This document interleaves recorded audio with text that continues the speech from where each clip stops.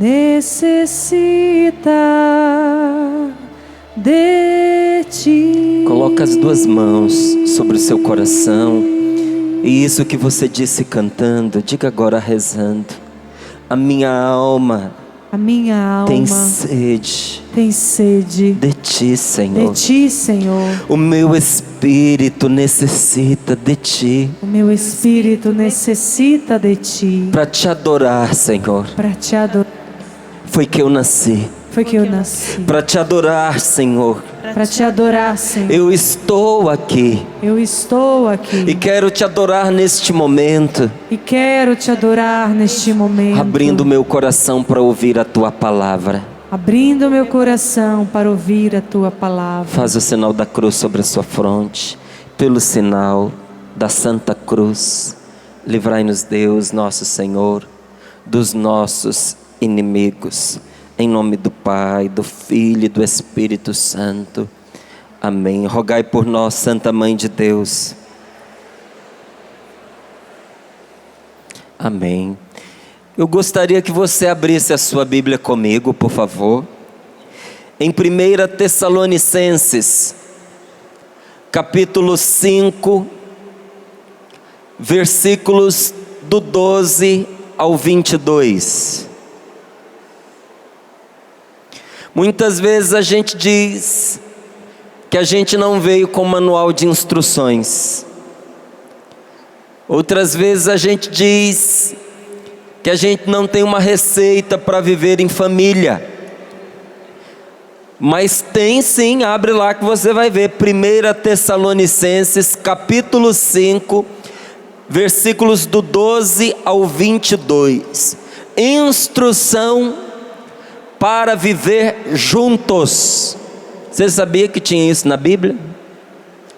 Instrução para viver em comunidade. Deus sabe que viver em família não é fácil.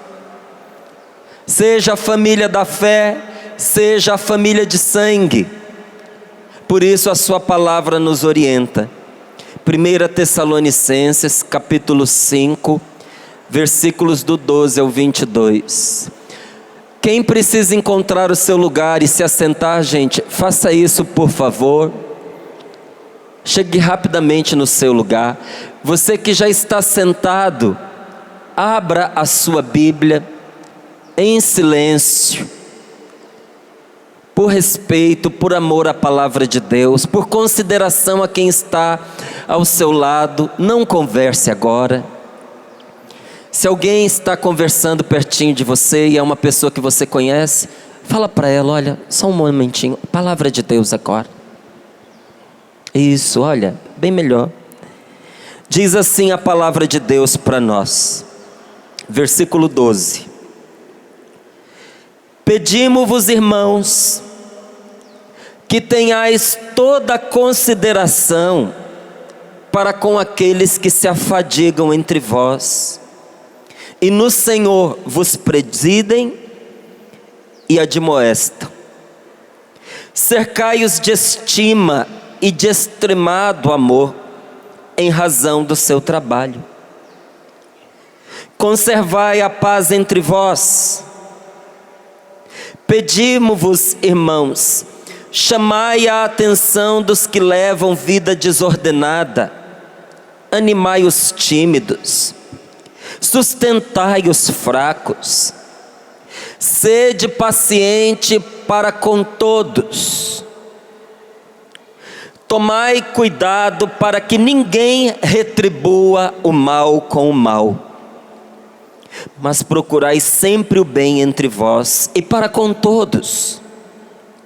Estai sempre alegres, orai continuamente, dai graças em toda e qualquer situação, porque esta é a vontade de Deus no Cristo Jesus a vosso respeito. Não apagueis o espírito, não desprezeis os dons de profecia, mas examinai tudo e guardai o que for bom.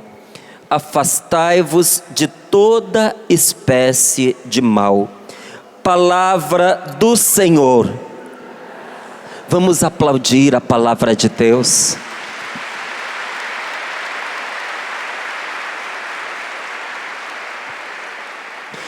Muitas vezes nós nos perguntamos: o que fazer para nos protegermos dos conflitos que acontecem dentro de casa? Na sua casa acontecem conflitos? Na sua casa de vez em quando tem discussão? De vez em quando um diz uma coisa, o outro entende outra e aí a briga está formada? Acontece. Sinal de que você vive numa casa de gente normal, de gente que está lutando para acertar, mas que nem sempre acerta. É normal que na nossa casa essas coisas aconteçam. É normal que a gente tenha conflitos no dia a dia.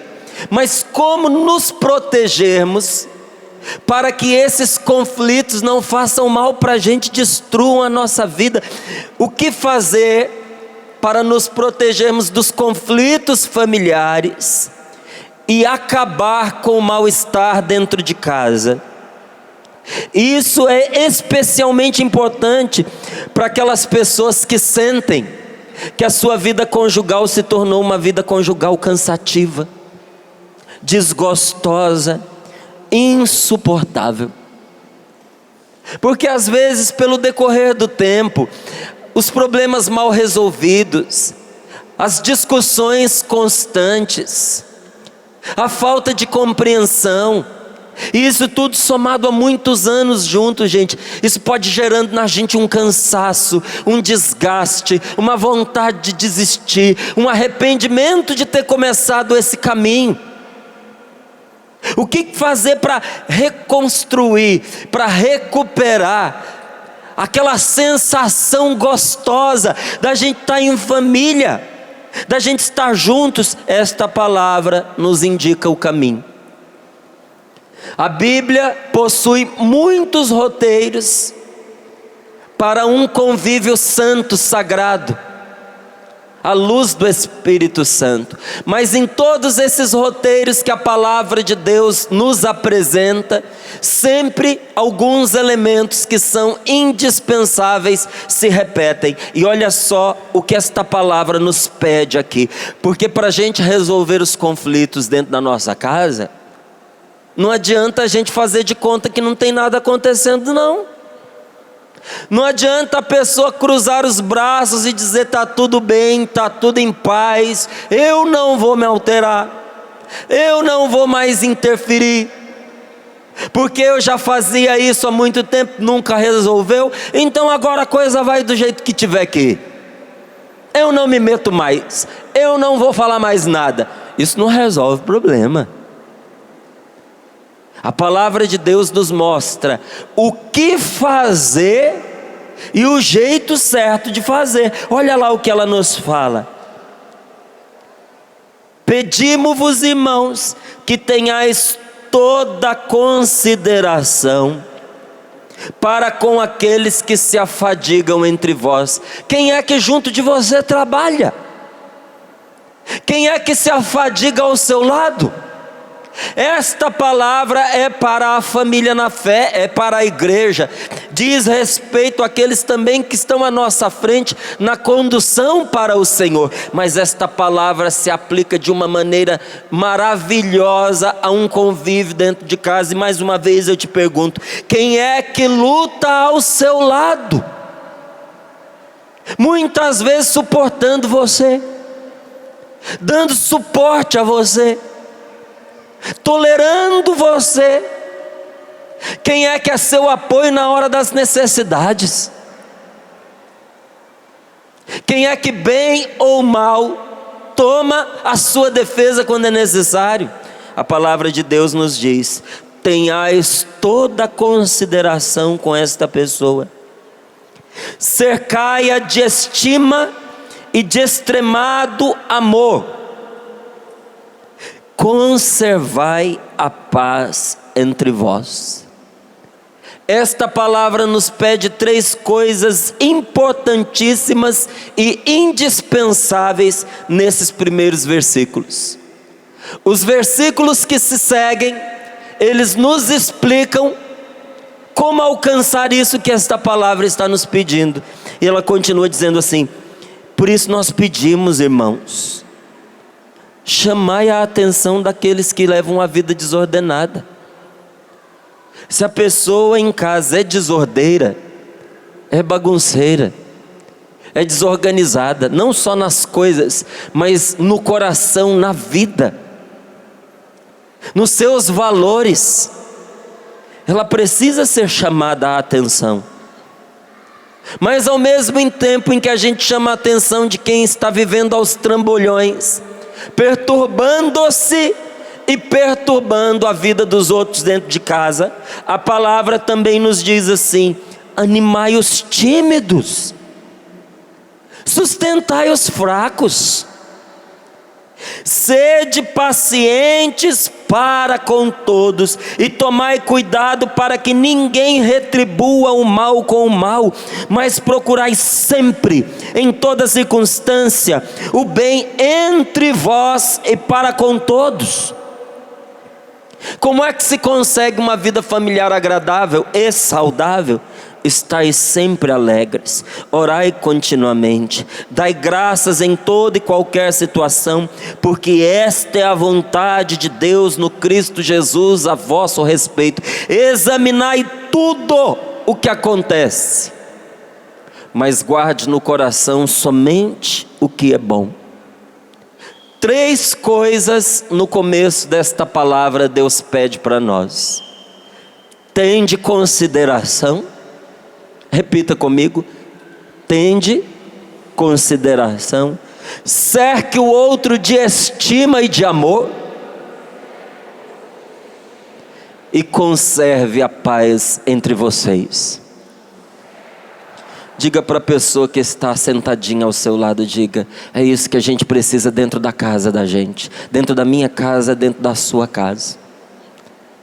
Ter consideração uns pelos outros, cercar as pessoas de estima e de um amor extremado, e no que depender de nós, conservar a paz entre nós. Isso é, nos perdoarmos dia após dia, porque o único jeito de ter paz dentro de casa, guarde bem isso, nunca se esqueça do que eu vou lhe dizer agora, o único jeito de ter paz dentro de casa é aprendendo a perdoar. Não tem outro caminho. Se tivesse, eu ia ter um prazer imenso em dizer para você, mas não existe outro caminho para a gente ter paz com quem vive conosco, senão perdoando, porque é impossível você viver ao lado de um ser humano sem ferir e sem ser ferido, sem machucar e sem ser machucado. O único caminho que nos leva a ter paz quando a gente vive com alguém é a gente perdoar. Por isso depois São Paulo explica como fazer isso nesses versículos que nós acabamos de ler. Mas nós temos aqui nesta palavra o grande mecanismo espiritual para nós nos libertarmos de toda e qualquer opressão nos nossos relacionamentos. Você que muitas vezes diz: lá em casa nós precisamos de uma oração, nós precisamos da visita de um padre, nós precisamos que aspeje água benta na nossa casa, porque existe uma coisa pesada no ar, existe um clima difícil. A gente chega dentro de casa, parece que a gente fica cansado, parece que uma coisa pesa sobre nós. Isso tem nome. Isso se chama opressão. E Deus acabou de nos revelar o caminho pelo qual nós nos libertamos de toda, preste atenção, de toda opressão nos nossos relacionamentos, e nos entregou nas mãos a arma, o instrumento, o mecanismo pelo qual nós podemos resolver os nossos conflitos familiares. Veja só uma coisa interessante, que quando a gente presta atenção, a gente vai descobrindo na palavra de Deus. Você já viu como é interessante que a palavra de Deus sobretudo em Jesus Cristo nosso Senhor, a palavra de Deus tem a capacidade de combinar doçura e firmeza. Você já viu que a palavra de Deus, ela nunca perde a doçura, apesar de ser sempre firme? Você já viu que quando é firme, a palavra de Deus nunca deixa de ser terna, nunca deixa de ter doçura? E isso se manifesta de uma maneira excepcional, extraordinária, maravilhosa em nosso Senhor Jesus Cristo. Ninguém que passou sobre a face da terra foi tão doce e ao mesmo tempo tão preciso e tão firme. Veja bem, quem era Jesus? Jesus era o homem das palavras suaves. Jesus era o homem do diálogo. Se você correr as escrituras, você vai descobrir isso. Por pior que fosse o pecador que se achegasse a Jesus, nosso Senhor nunca o tratava com rispidez. Jesus o acolhia, sentava-se com ele à mesa. Jesus ia com aquele pecador na casa dele. Ele fez isso com Pedro, fez isso com Tiago, fez isso com João, fez isso com Lázaro, fez isso com Marta, fez com Maria, fez isso com Zaqueu. Diz que quando chamou Mateus, que era um publicano e era também um pecador conhecido, teve uma festa na qual Jesus se sentou com pessoas de má vida. Ele não discriminava ninguém, ele não desprezava ninguém e não fazia a pessoa sofrer à custa de palavras. Jesus não jogava no rosto de ninguém os males que essa pessoa tinha cometido.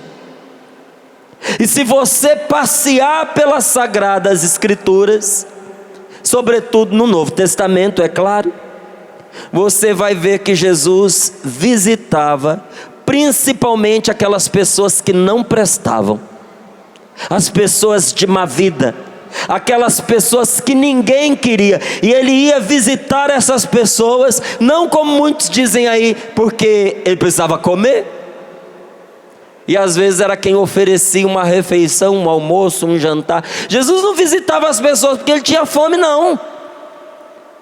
Jesus tinha profissão. São José era trabalhador, São José tinha profissão. Já bem cedo o pai judeu ensinava o seu filho a trabalhar. Aos 12 anos de idade a criança já atinge uma certa maturidade. Então ela começa a ser introduzida nos serviços da fé, mas nos serviços da vida. Jesus sabia trabalhar. Ele tinha como se sustentar. E ele não tinha medo de fazer o que era necessário. Ele ia na casa das pessoas não por causa de comida. Ele ia na casa das pessoas para mostrar duas coisas. Primeiro, para a pessoa que ele visitava. Quando ele entrava na casa delas, era um jeito dele dizer com a vida: eu aceito você do jeito que você é, por isso que eu vim na sua casa. Eu acolho você, eu amo você e eu vou cuidar de você.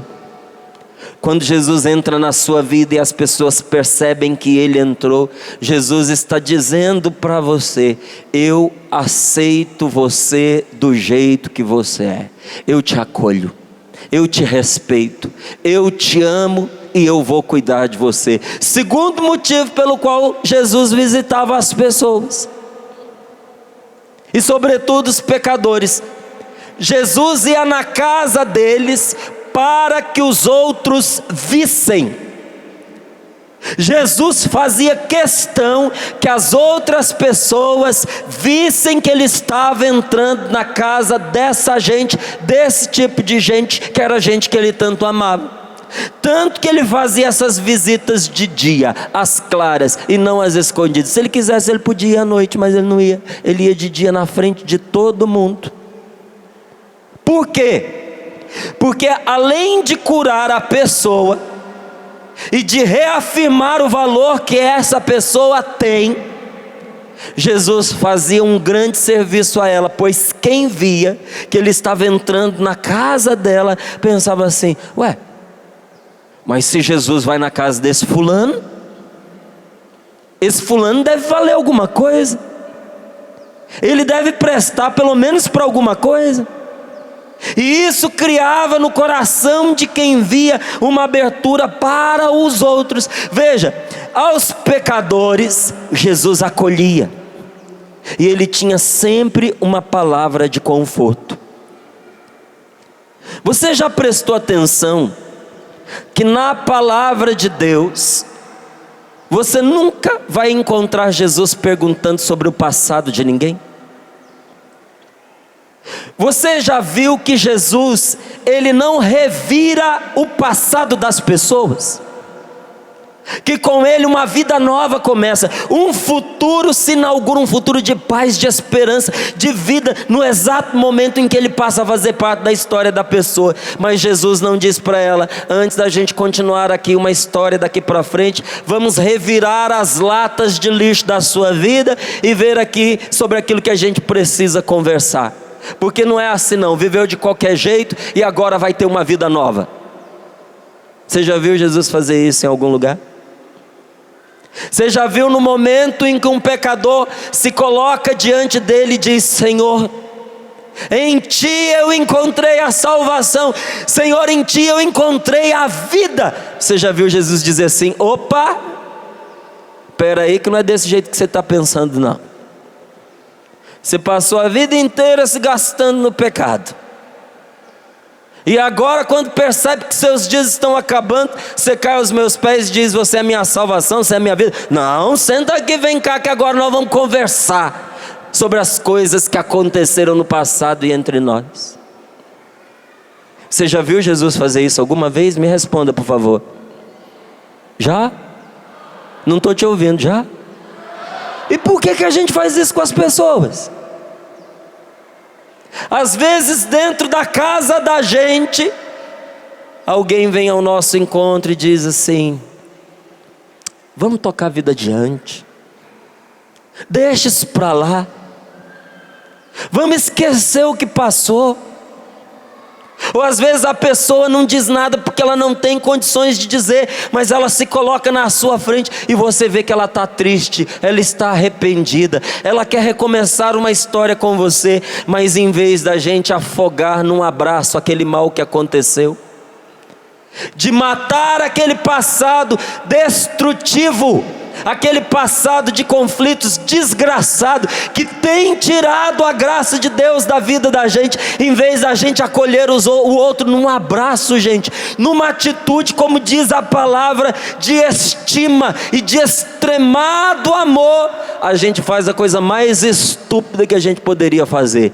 Não vem com essa carinha de choro não, não vem com esse arzinho de Maria arrependida não. Senta aqui que nós vamos conversar sobre o que aconteceu. Que coisa triste. Que coisa mais sem inteligência. Que oportunidade maravilhosa de afogar o mal que estava cansando, desgastando, prejudicando o relacionamento dentro da nossa casa, que acabou de ser desperdiçada. Meu irmão, nós temos que aprender com Jesus a despedaçar os conflitos dentro da nossa casa. A gente precisa aprender a afogar num mar de amor e de misericórdia aquelas atitudes estragadas que colocam em risco, que ameaçam a vida da gente, da família da gente. Isso é algo que nós temos que aprender com Jesus. Jesus nunca perguntou para mim, nunca perguntou para você sobre o passado que a gente teve. Perguntou? Nosso Senhor nunca colocou para a gente como condição da nossa salvação revirar a lata do lixo do nosso passado. Nunca. Jesus nunca fez isso comigo, nunca fez isso com você e nunca fez isso com ninguém. E isso deve ser motivo de alegria para nós, que Deus não está preocupado em bisbilhotar o nosso passado. Quem dera se a gente aprendesse com Ele a não bisbilhotar o passado nem a vida de ninguém. mas nós somos seres humanos, feridos pelo pecado. E o ser humano que é especialista no pecado, tira de letra revirar a vida dos outros. Você já viu muitas vezes como começa os relacionamentos? Quando um rapazinho e uma moça se apaixonam e começam a namorar, como um dia aconteceu com você. Eu sei que muitas famílias estão aqui com seus filhos, então como um dia vai acontecer com você? Os dois se encantam, os dois se gostam, os dois passam de verdade a se amar. O rapaz e a mocinha assim começam a namorar, com tanta coisa boa para poder conversar. Por onde que vai muitas vezes o caminho da conversa? Conta aqui para mim. Com quantas pessoas que você já namorou? Fiquei sabendo que você namorou a fulana. E aí, como é que foi? Foi sério? Não foi? Vocês costumavam sair muito, vocês se abraçavam, vocês se beijavam. O que mais que vocês fizeram? Aí o marido vira para a mulher e pergunta: mas é verdade? Fiquei sabendo que você... Mulher não, né? Namorada ainda, né? Fiquei sabendo que você namorou fulano de tal, é verdade? Ela diz: é verdade. Mas por que você foi namorar justamente esse indivíduo? Eu detesto esse cara. E aí ela responde para ele: eu namorei com ele porque eu não tinha bola de cristal para saber que eu ia namorar você, e que vocês dois não se batem. E aliás, não é de estranhar que eu tenha namorado com ele, agora queira namorar com você, porque vocês dois são muito parecidos. Olha, os dois se detestam. E ela já aproveita para dar uma beliscada. Vocês dois são muito parecidos. E ali naquela hora a briga já está armada. Olha por onde vão as nossas conversas. Olha onde que a gente costuma mexer. Isso no namoro, isso no casamento também. E quando a gente pega esse caminho, gente, já começa um clima de desamor, um clima de ofensa. Veja, por que ficar preso ao passado? Às vezes não foram coisas que aconteceram antes de você entrar na vida da sua mulher, ou de você entrar na vida do seu marido. Às vezes foram coisas que aconteceram na história de vocês dois. Nós vimos aqui nesse mesmo lugar um repasse no dia de ontem tão lindo da vida do Dunga e da Neia, não é verdade? Verdade ou não foi? Você acompanhou ou não? Foi bom, não foi? Quanta história bonita para contar. E eles falaram de dores, eles falaram de sofrimentos, eles falaram de renúncia, eles falaram de uma pobreza extremada que eles viveram. Quantas coisas bonitas vividas juntos que podem ser resgatadas, mas existem certas coisas que nós vivemos na nossa história que de bonitas não tem nada e que precisam ficar no nosso passado. Por que trazer à tona aquilo que no passado já foi ruim para reviver no presente? Isso é uma perda de tempo, isso é algo inútil. Por isso que nunca Jesus ficou especulando sobre a vida de ninguém. Mas esse Deus maravilhoso, extremamente misericordioso, que não joga na cara de ninguém os pecados que cometeu, esse Deus que expressa toda a sua doçura em Jesus Cristo nosso Senhor, é imensamente firme quando se trata de relacionamentos e de conflitos. Quando se trata de relacionamento, quando se trata de perdoar, Jesus não negocia, Jesus não regateia, Ele é firme. E não só Jesus, você acabou de ler comigo, Paulo também. Paulo diz: pedimos-vos, mas aqui de pedido não tem nada. Esse pedimos-vos de Paulo é um jeito de apresentar um mandamento, uma ordem com doçura. Porque se você olhar, toda a descrição que se segue, ela é colocada num verbo que nós conjugamos num tempo chamado imperativo, num modo imperativo. São ordens. Olha lá como diz: cercai-os de estima e de extremado amor, conservai a paz entre vós, chamai a atenção dos que levam uma vida desordenada. São orientações firmes de um caminho que não é opcional para quem quer ser feliz. Se você quer construir a felicidade da sua família, esse caminho aqui é indispensável para você. Atrás deste pedimo-vos de Paulo, está aqui uma ordem para nós. Se você quer ter uma vida saudável e feliz, se você quer ter uma família saudável, uma família feliz, este é o único caminho. Nesta palavra nós temos o único caminho para curar o nosso coração das feridas que nós acumulamos nos nossos relacionamentos familiares e para dissolver os conflitos dentro da nossa casa. O caminho está aí. 3 etapas muito simples. Primeira, leve os outros em consideração. Segundo, cerque as pessoas de dentro de casa, da sua família, de uma estima e de um amor extremados. E terceiro, conserve a paz entre vocês. Nada pode tirar a paz da sua família, entenda isso. Nenhum comentário vindo de fora, nenhuma maldade, nenhuma malícia de quem não faz parte da família de vocês deveria abalar a paz entre vocês. Nenhuma conversa fiada, nenhuma conversa ruim, conversa maligna, maliciosa, deveria ter o poder de tirar a paz entre vocês. São 3 passos indispensáveis para a cura dos nossos relacionamentos e para desatar os nós dos nossos conflitos familiares. Isso é sério e é muito importante.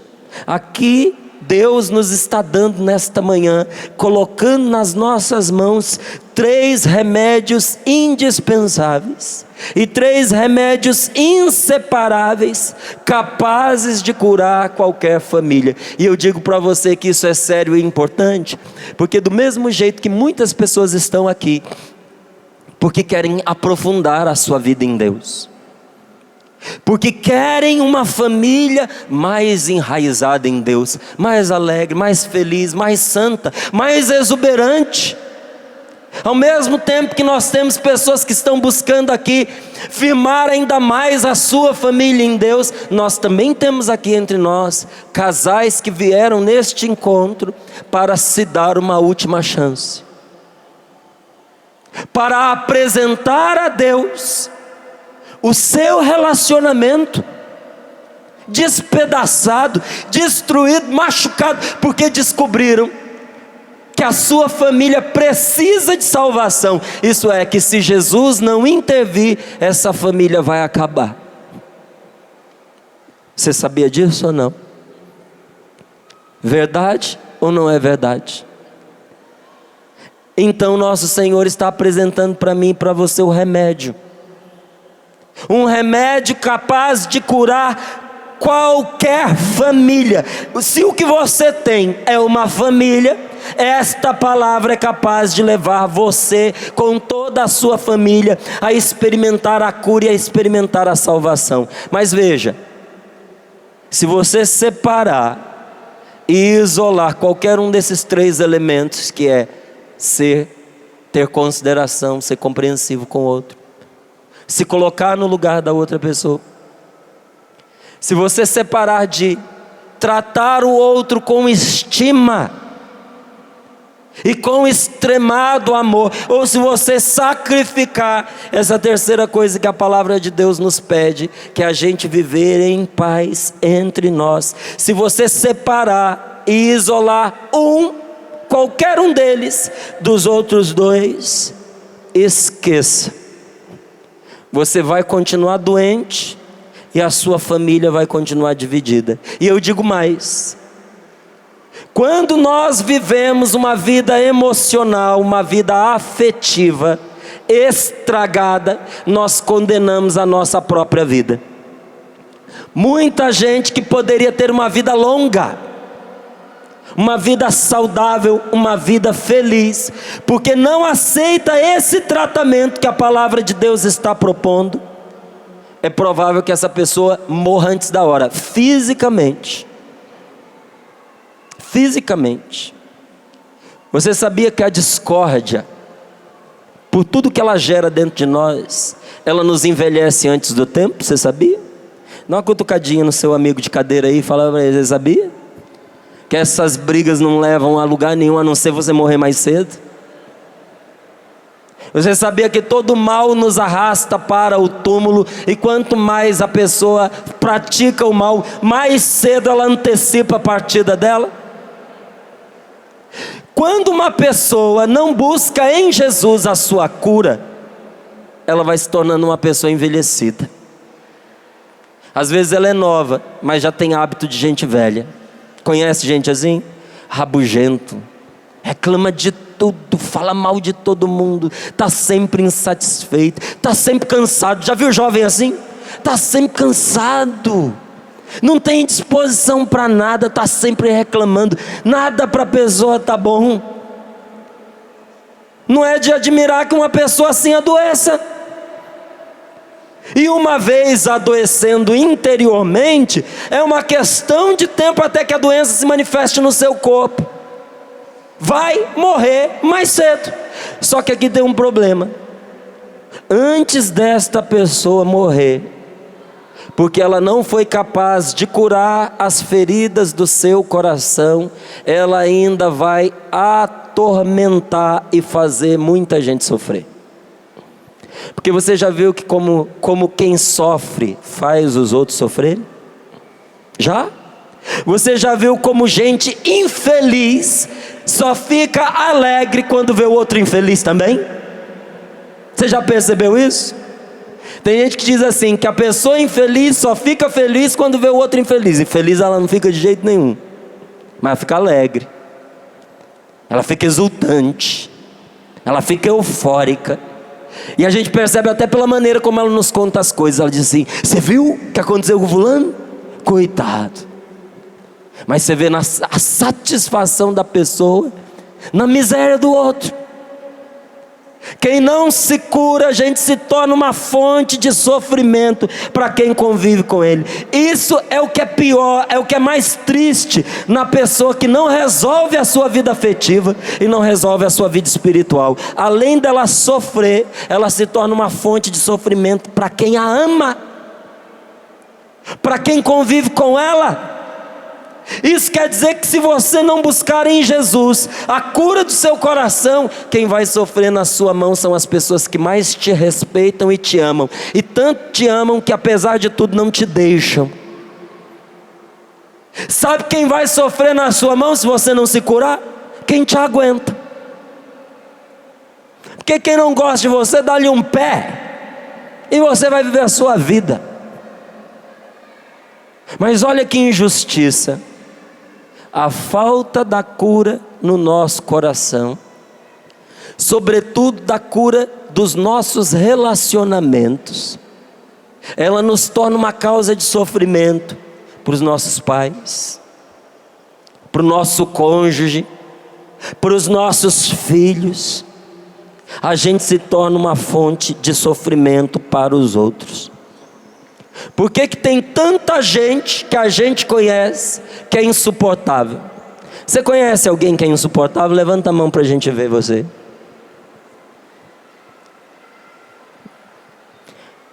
Tem gente que às vezes levanta a mão na frente do espelho. A pessoa ela não aguenta nem ela mesma. Por que tem tanta gente insuportável? Por que tem tanta gente difícil de aguentar? Porque a pessoa não busca a sua cura em Deus. Ela acha que todo mundo tem obrigação de aguentar ela. E a gente que acompanha as pessoas, que faz atendimentos de oração, que recebe cartas, que recebe e-mails, Às vezes você recebe um bilhetinho, naquele bilhetinho a história de uma vida. Você lê e você fica com dó. Às vezes com dó da pessoa e às vezes com dó de quem vive com ela. Tem horas que dá pena de você imaginar a vida da pessoa que vive com aquela uma. A gente sente até um calafrio só de imaginar a vida ao lado de uma pessoa assim.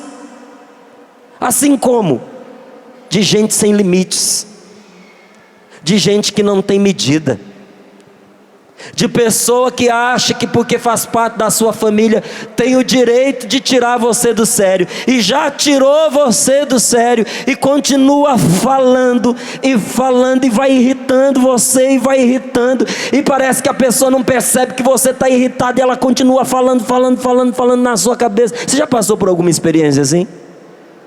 Se não passou, você fala pra gente que nós vamos providenciar, porque você não pode morrer sem conviver com uma pessoa desse jeito. É uma experiência inesquecível. Gente, como é triste, por exemplo, viver ao lado de uma pessoa sem educação, uma pessoa bruta. Ou como é terrível você viver ao lado de uma pessoa pessimista. Como faz mal para a gente viver ao lado de uma pessoa que a única coisa que sabe fazer é reclamar da vida. Isso adoece não só aquele falador, isso adoece quem ouve também. Você eu não sei, mas eu não consigo me imaginar vivendo ao lado de certas pessoas assim. Não consigo. Eu já acompanho pessoas há muito tempo, há 25 anos. E às vezes eu conversando com alguém eu sinto pena. Eu tenho dó de certas mulheres. Porque elas não casaram com um homem. Não casou com um homem, casou com um cavalo. Bruto, sem educação, desaforado, agressivo, e a vontade que a gente tem é de encontrar esse indivíduo e dizer para ele: meu amigo, toma vergonha na cara, acorda para a vida, ninguém tem obrigação de aguentar suas grosserias não. Ah, ela é minha mulher, ela tem que me aguentar. Quem disse isso para você? Uma pena que ela vai ter que aguentar porque te escolheu, mas ninguém deveria ter que aguentar a grosseria de ninguém não, sobretudo as pessoas que nos amam. Mas por outro lado a gente sente dó também de alguns homens, porque você vai convivendo com as pessoas e daí você conhece certas mulheres, que Deus me perdoe. Eu preguei um encontro em São Paulo, já contei isso aqui na Canção Nova já, e um dia, foram vários meses esse encontro. Ele foi um curso continuado. E no penúltimo encontro que nós tivemos, uma senhora foi lá me procurar. Ela estava revoltadíssima, porque o marido a havia acompanhado naquela missa de quarta-feira que acontece aqui na Canção Nova, a missa do Clube de Evangelização, que é uma missa que insiste na intercessão de cura e libertação. E o marido que veio trazendo-a chegou atrasado, até de propósito para provocá-la. E quando eles chegaram na missa tinha tanta gente que não havia espaço para os dois, a não ser nessa frente aqui que fica sempre vazia. Mas isso não foi aqui, foi lá no rincão, ou lá atrás. E ela disse para mim: Márcio, eu não saí de São Paulo para poder assistir a missa com o padre fulano lá atrás. Era o padre Edmilson que estava celebrando naquele dia. Ela disse: então eu fiquei ali, debaixo do padre, mas fiquei ali, junto dele. Ela falou: eu não sei o que deu na cabeça do padre Edmilson, que depois que pôs o Santíssimo, resolveu pedir para as pessoas rezarem umas pelas outras. E ela olhou para mim e disse assim: adivinha quem que rezou por mim? O marido dela, que ela odiava. Mas isso não foi o pior. O pior é que o padre Edmilson desceu do palco, desceu ali de onde estava o altar, e foi colocar a mão Adivinha sobre quem? Sobre o marido dela. Isso é, se aquele homem não tivesse ido, o padre Edmilson teria rezado por ela e não por ele. Então, além de tirar a chance do padre rezar por ela, ela ainda não recebeu oração de mais ninguém, a não ser do próprio marido. E ela disse que para mim isso já tinha estragado a noite dela. Mas o golpe fatal foi quando ela entrou dentro do carro e o marido dela disse assim: você viu o que aconteceu? Ela falou: não, esse meu braço que não mexia por causa da bursite, tá bonzinho. Bem que eu senti que na hora que o padre colocou a mão sobre mim, me deu um calor aquilo no braço. Agora eu posso mexer o meu braço normalmente. Essa mulher virou para mim e disse assim: tem 4 meses que o desgraçado não sente nada no braço, e isso não é justo. Não é justo que uma pessoa que me persegue, que fala mal de mim, que me acompanha na igreja por obrigação, receba aquilo que eu não recebi. E naquele momento, olhando aquela mulher esbravejando e socando o meu carro, porque ela estava com tanta raiva que ela dava soco no meu carro, eu me compadeci daquele pobre homem. E fiquei pensando, é por isso que tem muito ateu na face da terra. Porque quem convive com uma pessoa assim corre até o risco de desacreditar de Deus. Ela tinha ciúme do bem que Deus tinha feito para ele.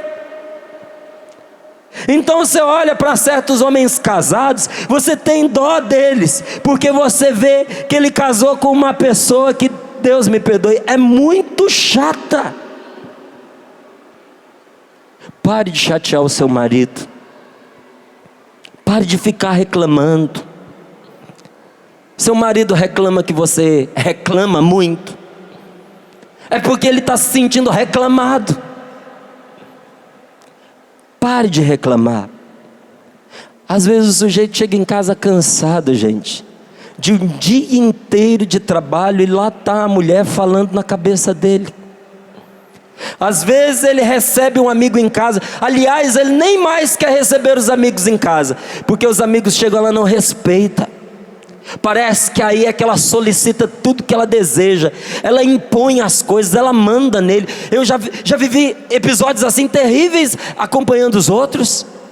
Você está ali conversando com a pessoa sabe que para o outro é importante que você esteja ali visitando, mas não dá sossego, vai lá e incomoda, e põe o menino no colo do rapaz, e pede para ele fazer tal coisa, inclusive deixando você que é visita na sala sozinho. Aí você olha para dentro de si e pensa assim: a cada panela a sua tampa, porque eu não era capaz de aguentar uma mulher dessa não. Eu pergunto a você: que tipo de pessoa você é na vida de quem te ama e te aguenta? É ruim viver ao lado de uma pessoa assim? É péssimo. Agora, se é ruim, tem aqueles casos mais extremados, não é? Como é triste quando você encontra um homem que desanimou da vida. Concorda? As mulheres, por favor. Verdade ou não é verdade? Um homem pessimista, que só acredita que as coisas vão dar errado. Um homem negativista, que está sempre colocando as coisas para trás. E pior, ele não contente em viver isso, ele sai espalhando isso sobre a vida de todo mundo. Tem homem que não só é infeliz, mas faz os outros infelizes. E às vezes faz os outros infelizes à custa de fofoca. Tem certas características que ela é feia no indivíduo, mas é pior no outro. Por exemplo, é muito feio um homem beber. Você não acha? De ficar bêbado. Acha ou não acha? É feio ou não é feio um bêbado? Fala alto para eu te ouvir. Você acha bonito? Você ia gostar de ver o seu filho jogado bêbado? Você gosta de ver o seu marido bêbado? Homem bêbado é uma coisa feia, mas mulher bêbada, misericórdia. Tem certas características que fica pior no outro, mas do mesmo jeito que é feio uma mulher bêbada, um homem fofoqueiro é uma coisa deplorável. Mulher fofoqueira é feio, mas um homem fofoqueiro, eu vou te dizer, ninguém merece. E a palavra de Deus que sabe que nas nossas casas nós convivemos com esta realidade, ela vem e nos oferece o remédio para vencer tudo isso e para vencer as consequências disso na vida da gente. Que remédio é esse? Primeiro, cerque as pessoas de amor e de estima. Você tem cercado seu filho de amor? Você tem cercado a sua esposa de amor, o seu marido de amor? Tem gente que quer pôr cerca na casa, tem gente que quer colocar alarme, tem gente hoje que põe dispositivos na casa, que se o filho abrir a porta, aciona um alarme lá dentro no quarto onde ele está dormindo. Precisa cercar por fora, porque não soube cercar o coração de amor e de estima. Se você cercar a sua família de amor, você não precisa ficar levantando muros para prender as pessoas dentro de casa. Se você for capaz de cercar o seu marido de estima e de amor, você não vai precisar ficar cercando ele pelo caminho para ver com quem que ele está se encontrando fora de casa. Qual é a primeira coisa para a gente esvaziar esses conflitos? Cerque as pessoas de amor, seja bondoso. Esses dias estudando eu descobri uma coisa tão óbvia, que bom e bonito é a mesma palavra, você sabia? Bom e bonito, se você procurar no dicionário, você vai ver que na sua origem latina são exatamente a mesma palavra. A palavra bom e a palavra bonito vem da mesma raiz. Bonito é ser bondoso. É feio ser mau. É feio ser uma pessoa insuportável. O que é você ser bondoso com alguém? O que é você ter consideração? Tem gente que pensa que você ter consideração por uma pessoa é você simplesmente se abster de fazer o mal a ela, é você dar a ela algum espaço na sua vida, é você fazer algum gesto de generosidade por essa pessoa. Mas isso não é ter consideração, isso não é ser bondoso com ninguém. A verdadeira consideração que nos leva a ser bons uns com os outros é uma decisão do nosso coração que se torna externa através dos gestos concretos, aonde eu tenho a coragem de trocar de lugar com você, de mudar de lugar com a outra pessoa, de me pôr no lugar dela. Você ter consideração é você se colocar no lugar do outro. O que uma pessoa está pedindo quando ela diz a você: você precisa ter mais consideração por mim? Considere o que eu estou vivendo, considere o que eu estou passando, se ponha no meu lugar. Gente, a maior demonstração de que Deus nos considera foi a cruz de nosso Senhor Jesus Cristo, aonde Deus trocou de lugar com a gente, porque na cruz de Jesus quem deveria estar era eu e é você. Éramos nós, somos nós quem deveríamos estar na cruz de Jesus, e aquilo que Jesus tomou sobre si era nosso. O que foi que Jesus tomou sobre si na cruz? As nossas enfermidades, Ele carregou os nossos sofrimentos, o castigo que era para nós pesou sobre Ele. Ele tomou o nosso lugar, o meu e o seu, mas não sem dificuldade e não sem tentação. Você acha que a sua vida é difícil? Você acha que a de Jesus foi fácil? Você pensa que Jesus não foi tentado? Você não tenha dúvidas de que na cruz Jesus foi tentado, e foi tentado certamente pelo ressentimento, pela mágoa e pelo rancor. Se você tem a tentação muitas vezes de na sua casa não perdoar, saiba que Jesus entende exatamente o que você está passando, ou o que você passa, ou o que você passou, e o que você vai passar também.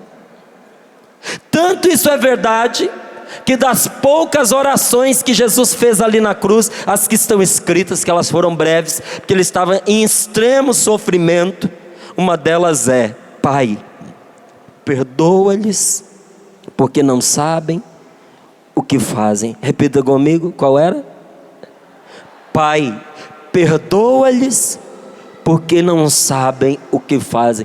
Quando Jesus foi tentado pelo rancor, foi tentado em viver um profundo conflito com o ser humano, com o gênero humano, com os homens e as mulheres que ali aos pés da cruz o crucificavam. O que foi que ele fez? O que Jesus fez ali na cruz? Ele nos ensinou como lidar com um conflito e como proteger o coração das feridas do rancor. Pai, perdoa-lhes, porque não sabem o que fazem. Repita comigo: Pai, perdoa-lhes, porque não sabem o que fazem. Gente, que oração poderosa. Que oração poderosíssima para curar as feridas e desbaratar a discórdia de dentro da nossa casa. Uma oração capaz de esvaziar os conflitos, de quando você estiver brigando com a sua mulher, ou na iminência de brigar, em que ela estiver provocando você, em vez de você desaguar sobre ela uma série de insatisfações, você no seu coração rezar e dizer: meu Deus, ela não sabe o que ela está falando, perdoa. Mas isso que eu estou falando para você, eu também preciso viver. E eu digo para você, eu me esforço para viver. Teve uma noite que eu fui chegar em casa de madrugada. Eu tenho apresentado um programa chamado Papo Aberto. Esse programa é em São Paulo. E no tempo que a gente o fazia ao vivo, ele tinha 2 horas. E ele terminava à meia-noite. Então 00:05 eu entrava no carro em São Paulo e vinha para Cachoeira Paulista. Chegava aqui 2:30 da manhã, agitadíssimo, porque eu tinha feito 3 ou 4 entrevistas, um programa de 2 horas, a gente falando. Depois eu entrava no carro, eu vinha dirigindo, chegava em casa com a adrenalina lá em cima, até eu tomar um banho, me acalmar, comer alguma coisa, porque essa hora você já está com fome, e deitar era 3:30, 4 horas da manhã. Mas você sabe que quem dorme de madrugada não acorda tarde como gostaria no outro dia, porque a vida continua. E aí tem o fulano que está construindo a casa perto de você, o carro que passa na rua, um outro que passa conversando alto, e som ligado, você não dorme. Quando era 8:30, 9 horas da manhã eu já estava de pé, mas sem condições de trabalhar, porque tinha chegado muito tarde. E aí eu pensei assim, vou fazer um agrado para minha mulher. Falei, então vou dar uma faxina, vou deixar a casa assim bem limpinha, porque já que eu estou cansado para pensar, dá para ir fazendo algum trabalho manual. E aí limpei a casa, dei uma arrumada nas coisas, e aproveitei, já que eu estava empolgado, fui dar uma mão de cera na casa. Olha as coisas ridículas que às vezes fazem a gente brigar. E estou lá passando cera no piso, quando de repente eu olho, bem lá no meio, aonde eu já não podia pisar, porque já estava tudo encerado, um fio de cabelo gigantesco no meio da casa. Lá em casa são 3 homens e uma mulher. Adivinha de quem era o fio de cabelo? E quando eu olhei para aquilo dentro de mim, aquele agrado que eu queria fazer para minha mulher desapareceu e tomou lugar uma fúria que você não tem ideia. Eu olhava para aquele fio de cabelo e pensava assim, meu Deus, essa mulher solta mais pelo do que cachorro.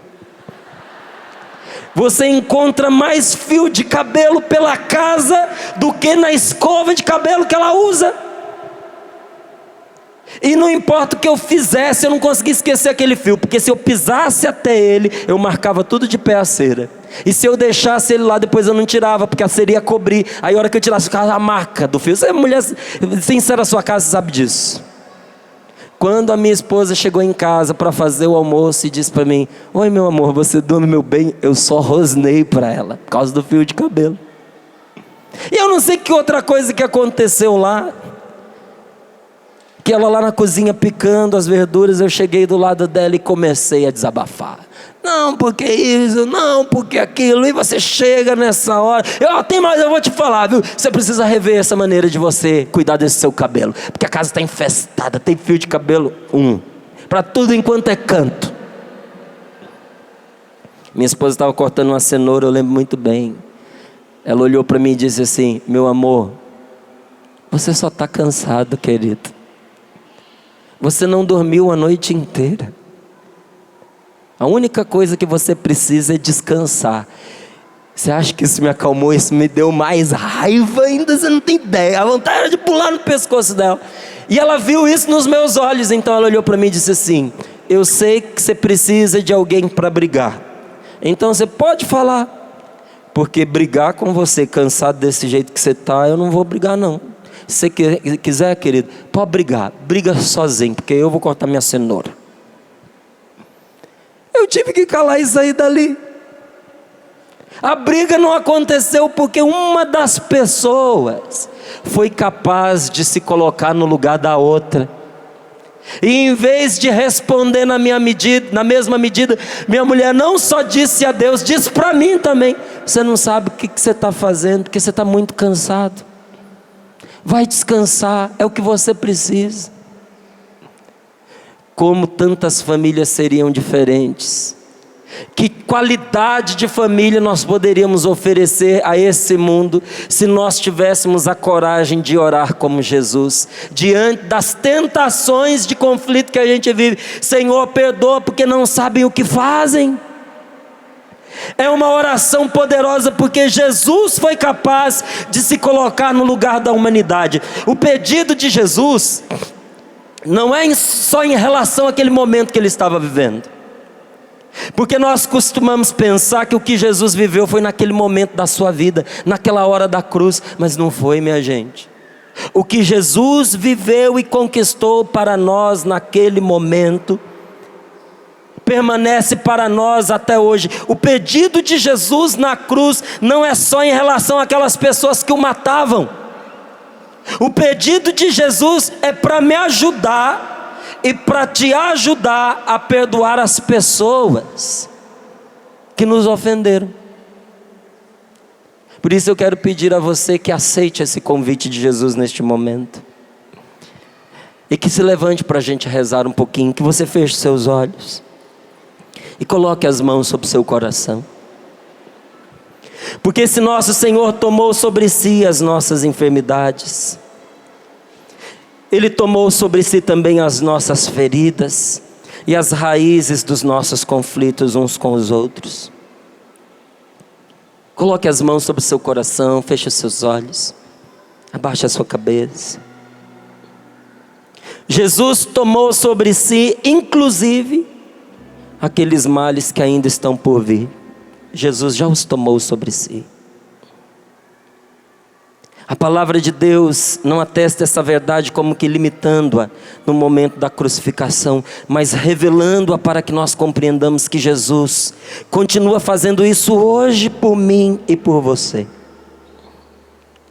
Pela porta da cruz, Jesus entrou na nossa casa. Jesus pôde entrar no nosso coração. Jesus entrou naqueles lugares cujas portas estavam lacradas. Diz a palavra de Deus, nos revela a palavra de Deus. E a igreja nos ensina que até mesmo aos infernos o Senhor desceu. E cada vez que você se coloca em oração pela sua família, e você se entrega verdadeiramente diante de Deus, nosso Senhor Jesus Cristo desce aquilo que nos inferniza dentro do nosso coração. Ele visita os nossos sonhos, os nossos projetos, as nossas inspirações que foram sendo destruídas pelas mágoas. Ele visita as pessoas que nós matamos dentro do nosso coração.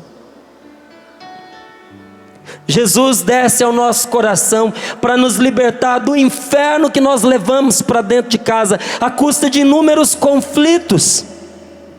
Porque é isso que acontece quando nós não trazemos a presença de Deus e fazemos com que o céu aconteça dentro da nossa casa. há um sério risco de que tudo vire verdadeiramente um inferno. Coloca nas mãos do Senhor a sua casa, a sua família e diga: meu Deus, eu preciso aprender a desbaratar esses conflitos dentro da minha casa. E eu estou entendendo, Senhor, pela Tua palavra, que o único caminho que eu tenho para fazer isso, Senhor, é tendo consideração por quem mora comigo. É me colocando no lugar dessa pessoa. Se coloca no lugar da sua mulher. Eu sei que muitas vezes foi difícil para você viver ao lado dela, mas ela te amou, te escolheu. Há quantos anos vive do seu lado, o quanto ela se esforça para viver com você. Talvez você diga: mas Márcio, é difícil viver ao lado dela, você não sabe as manias que ela tem, os vícios que ela tem, as loucuras que essa mulher traz. Mas não é de propósito, se coloca no lugar dela. A vida que a sua esposa teve, as dificuldades que ela passou, a família na qual ela cresceu, as privações que ela teve que enfrentar, às vezes o modelo de homem que ela teve dentro de casa, sofrido também, desequilibrado. Talvez você diga: eu não aguento essa mulher, a carência que ela tem me sufoca. Mas leva em consideração, se ponha no lugar dela. Quantos anos da vida essa mulher passou sem ter quem manifestasse por ela um amor como você tem a oportunidade de manifestar? Perdoa. Gasta o tempo de acusar perdoando. Troca a maneira de agir. Em vez de palavras que agridem, o abraço que acolhe. Passe a abraçar mais a sua esposa, você vai ver que as discussões vão diminuir, que ela vai parar de ficar falando na sua cabeça, que ela vai diminuir as reclamações. Perdoa a sua esposa. Perdoe o seu marido. Se ponha no lugar dele. A história desse homem, muitos cresceram sem pai, outros com um pai extremamente exigente. Quantos dos homens que nós temos nas nossas casas tiveram que começar a trabalhar desde cedo? Muitos perderam as boas oportunidades de estudo, de um bom trabalho. Quantos maridos estão insatisfeitos não com a sua família, mas mostram-se insatisfeitos com a família porque estão insatisfeitos consigo mesmos? Você não precisa acusar o seu marido, ele mesmo já se acusa. Ninguém se acusa mais do que a própria pessoa que erra, do que a própria pessoa que não consegue se vencer. Se ponha no lugar desse homem e cerque-o de estima e de um amor extremado. Pare de acusar seus filhos. Será que você não tem ideia do peso que a sua palavra tem para um filho seu? Você já parou para se colocar no lugar desse moço, dessa moça, as crises que vive, o medo do futuro, o medo de não dar certo, o medo de fracassar? Você já parou para pensar no medo que o seu filho tem de decepcionar você? O quanto esse garoto precisa de uma palavra de amor sua, de uma palavra de confirmação. Não confirme seu filho no negativo. Confirme seu filho no caminho certo. Acolha o seu filho, se ponha no lugar dele em primeiro lugar e depois cerque-o. E a melhor maneira de você cercar uma pessoa é você abraçando, estreitando-a contra o seu peito, para que ela sinta o amor que você tem por ela. Se coloque no lugar dela e cerque-a de um amor extremado, de um amor tão grande que ela não consiga dizer: o meu pai, a minha mãe não me ama, o meu marido não me ama, a minha esposa não me ama. E terceiro, está na hora de a paz voltar a reinar entre vocês. Por isso que se a sua esposa estiver do seu lado, você vai abraçá-la e vai trazê-la para juntinho de você. Muito mais do que da sua acusação, essa pessoa precisa do seu amor. Se os seus filhos estão aí, traga eles também, abrace a sua família.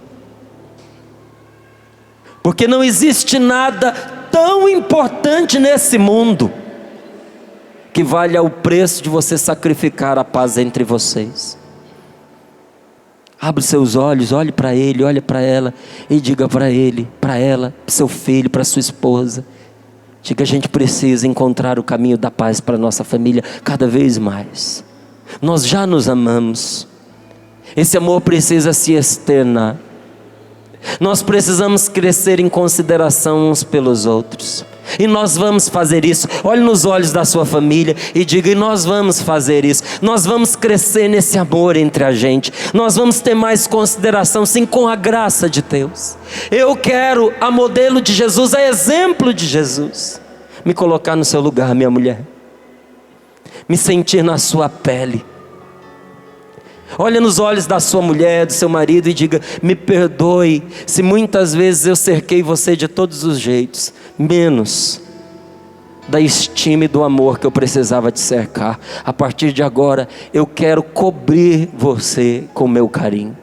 Eu quero cobrir você com amor extremado. E eu estou fazendo com você esse compromisso, esse pacto de paz, para que a nossa família viva em paz. Segure as mãos uns dos outros e, olhando mais uma vez nos olhos, diga: em nome de Jesus Cristo eu quero fazer esse pacto com você. Um pacto de paz, de nós vivermos em paz.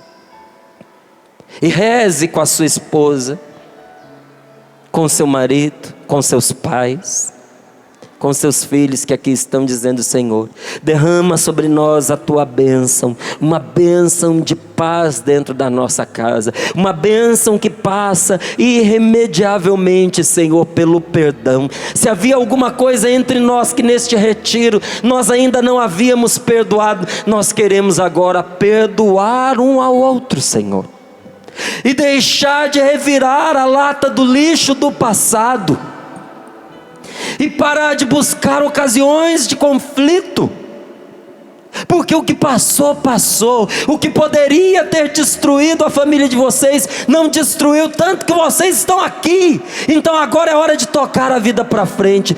Deixa o passado passar. Oh, minha irmã, você que no seu coração já decidiu por levar a sua família adiante, perdoa esse adultério. Deixa isso para lá. Meu amigo, perdoa. Perdoa, meu irmão, esse adultério. Porque a família de vocês vale mais do que isso. Vale o preço de enfrentar essa humilhação e vencer essa humilhação. Deus há de reverter esse sofrimento que um causou a outro em glória, em graça, em salvação para vocês. Mas agora é a hora de fazer as pazes. Você precisa voltar para sua casa em paz com a pessoa que Deus te deu. Então diga para ela: eu estou em paz com você e eu quero viver em paz com você a partir de agora. E se existe alguma coisa entre nós que precisa ser perdoada, nós queremos agora nos perdoar. Eu quero perdoar você e eu te peço o seu perdão. Lá em casa nós fizemos um propósito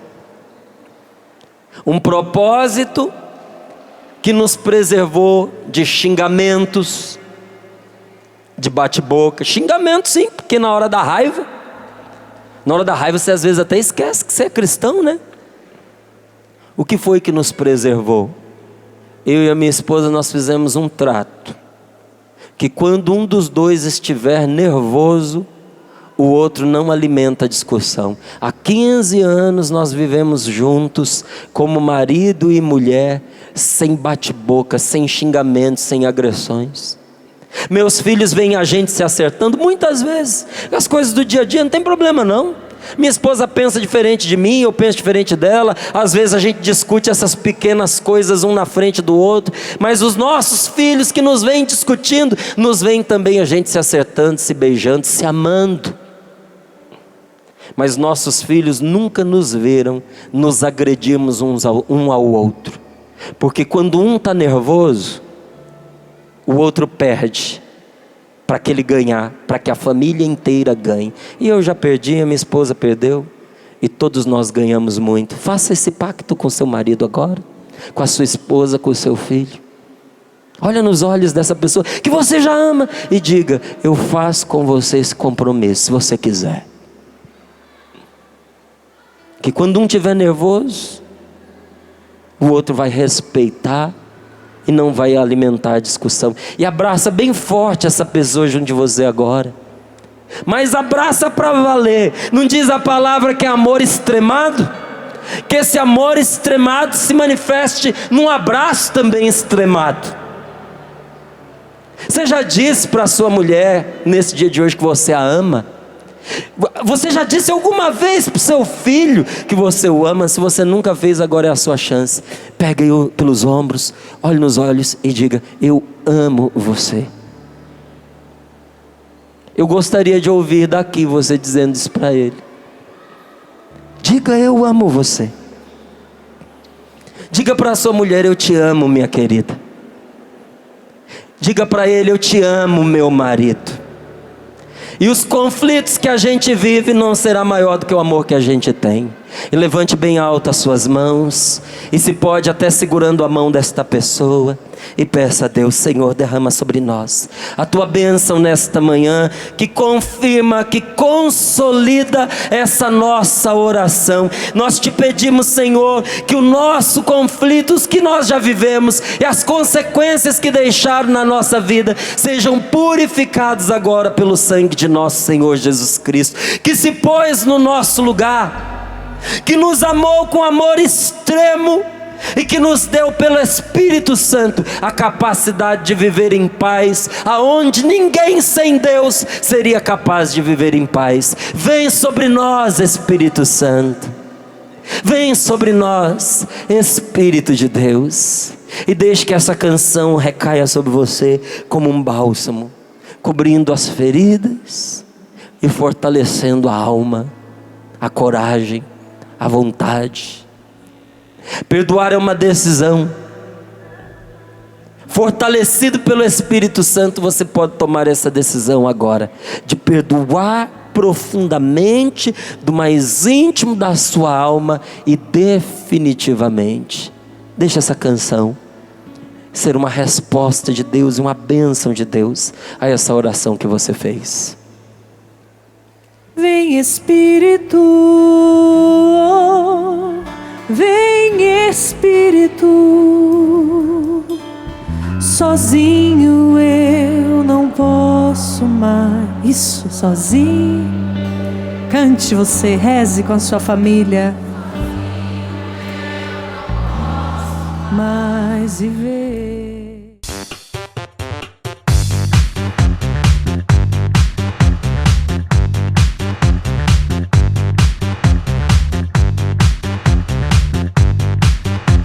CançãoNovaPlay.com. Assine já!